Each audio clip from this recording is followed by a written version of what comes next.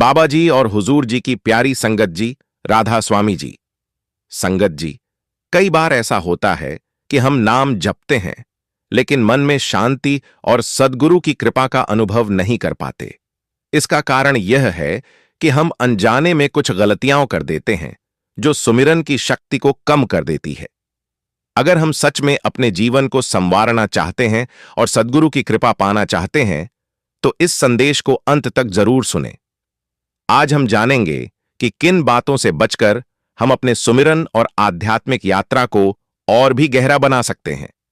हमारे चैनल को जरूर सब्सक्राइब करें और सतगुरु के मार्गदर्शन में आगे बढ़ें। संगत जी, एक बार एक साधक बाबा जी के पास आया और बोला, बाबा जी, मैं रोज सुमिरन करता हूं लेकिन मेरा मन नहीं टिकता। कभी नींद आ जाती है, कभी दुनिया के विचार आ जाते हैं और कभी लगता है कि मैं बस दिखावे के लिए बैठा हूं। बाबा जी मुस्कुराए और बोले, बेटा, अगर खेत में अच्छे बीज बोने के बाद भी फसल नहीं उग रही तो किसान क्या करता है? साधक बोला, वो जमीन की जांच करता है, पानी की मात्रा देखता है, खाद डालता है और देखभाल करता है। बाबा जी बोले, बिल्कुल, सुमिरन भी एक बीज की तरह है। अगर तुम्हें फल नहीं मिल रहा तो इसका मतलब बीज खराब नहीं, बल्कि जमीन यानी मन की तैयारी ठीक से नहीं हुई। संगत जी, पहली बात यह है कि जिस जगह सोते हैं वहां सुमिरन ना करें। बाबा जी हमें बार बार समझाते हैं कि सुमिरन कोई साधारण प्रक्रिया नहीं, बल्कि आत्मा की परमात्मा से मुलाकात का एक माध्यम है। यह केवल बैठकर नाम जपने का कार्य नहीं, बल्कि आंतरिक यात्रा है। अब जरा सोचिए, अगर किसी को पढ़ाई करनी हो तो क्या वह बिस्तर पर लेटकर किताब पढ़ेगा? शायद नहीं, क्योंकि उस स्थिति में मन आराम के लिए प्रवृत्त होता है और नींद आने लगती है।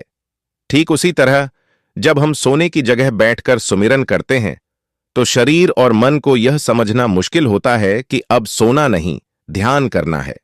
मन बहुत चतुर होता है, उसे आदतें बनानी और तोड़नी अच्छे से आती हैं। जब हम रोज एक ही जगह सोते हैं तो दिमाग उस स्थान को आराम और विश्राम से जोड़ देता है। यही कारण है कि जैसे ही हम वहां बैठते हैं, मन उसी स्थिति में चला जाता है। अगर आप भी महसूस करते हैं कि सुमिरन के समय नींद आती है तो इसका एक बड़ा कारण गलत स्थान पर बैठना हो सकता है।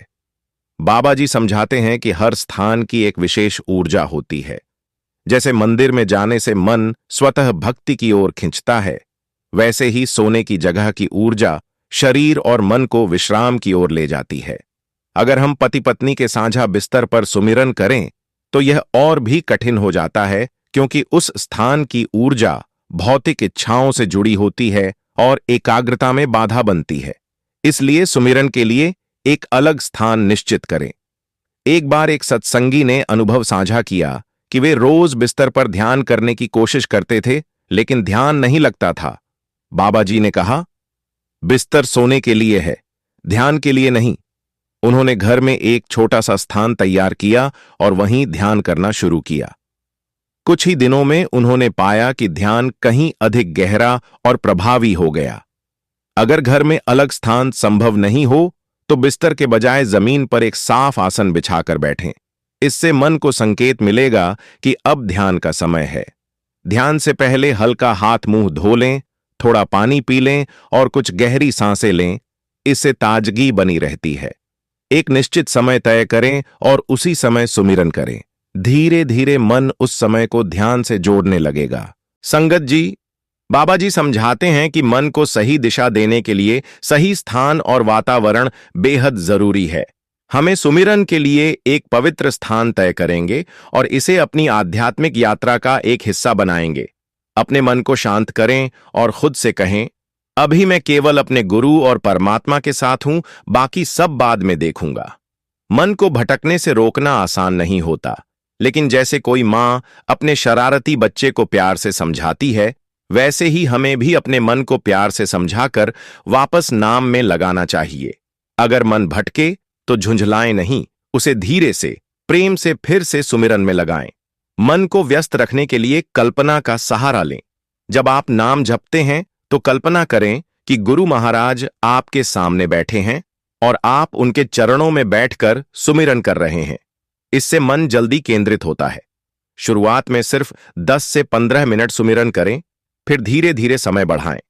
अगर आरंभ में मन बहुत भटके तो घबराएं नहीं, अभ्यास से ही स्थिरता आती है। गलत संगति से बचें और सत्संग करें। जैसे स्वच्छ हवा शरीर को स्वस्थ रखती है, वैसे ही अच्छी संगति मन को शुद्ध करती है। टीवी, मोबाइल और नकारात्मक संगति से बचना जरूरी है। एक निश्चित स्थान और समय तय करें। जब रोज एक ही समय और जगह पर सुमिरन करते हैं तो मन को संकेत मिलता है कि अब ध्यान का समय है। बाबा जी कहते हैं, मन हमारी सबसे बड़ी परीक्षा है। जब ये भटकता है तो दुश्मन बन जाता है, और जब सुमिरन में स्थिर हो जाता है तो सबसे अच्छा मित्र बन जाता है। सुमिरन केवल शब्दों का जाप नहीं, भीतरी यात्रा का माध्यम है। लेकिन यह यात्रा तभी सफल होगी जब ध्यान भीतर केंद्रित हो। आज के समय में सबसे बड़ी चुनौती यही है। हमारा मन बार बार भटकता है, कभी मोबाइल, कभी टीवी, कभी बाहरी शोर की तरफ। सोचिए, अगर कोई व्यक्ति बात करते हुए बार बार मोबाइल देखने लगे तो संवाद टूट जाता है। वैसा ही सुमिरन के साथ होता है। हमारी आदतें ऐसी हो गई हैं कि बिना मोबाइल चेक किए मन नहीं रुकता। लेकिन अगर सच्चा सुमिरन चाहिए तो इन आदतों पर नियंत्रण जरूरी है। एक बार एक साधक ने बाबा जी से पूछा, मेरा ध्यान बार बार मोबाइल की तरफ जाता है, मैं क्या करूं? बाबा जी मुस्कुराए और बोले, मान लो तुम नदी में मछली पकड़ रहे हो। बड़ी मछली जाल में फंसी है, लेकिन तभी तुम्हारा मोबाइल बजने लगा। तुम मछली छोड़कर मोबाइल देखने लगे और वो मछली हाथ से निकल गई। संगत जी, सुमिरन भी वैसा ही है। जब ध्यान गहराई में उतर रहा हो और बीच में मोबाइल या टीवी आ जाए तो आप भीतर की शांति खो देते हो। तो समाधान यही है, सुमिरन से पहले मोबाइल को साइलेंट या दूर रखें, टीवी या किसी भी शोर शराबे से दूर शांत स्थान चुनें और रोज एक ही समय पर अभ्यास करें। जब हम नियमित अभ्यास करते हैं तो मन धीरे धीरे स्थिर हो जाता है और हम सुमिरन की गहराई का अनुभव करने लगते हैं। राधा स्वामी जी, अगर ये बातें आपके दिल को छू गई हों तो हमारे चैनल को जरूर सब्सक्राइब करें, ताकि ऐसी और भी साखियां और शिक्षाएं आप तक पहुंचती रहें। राधा स्वामी जी।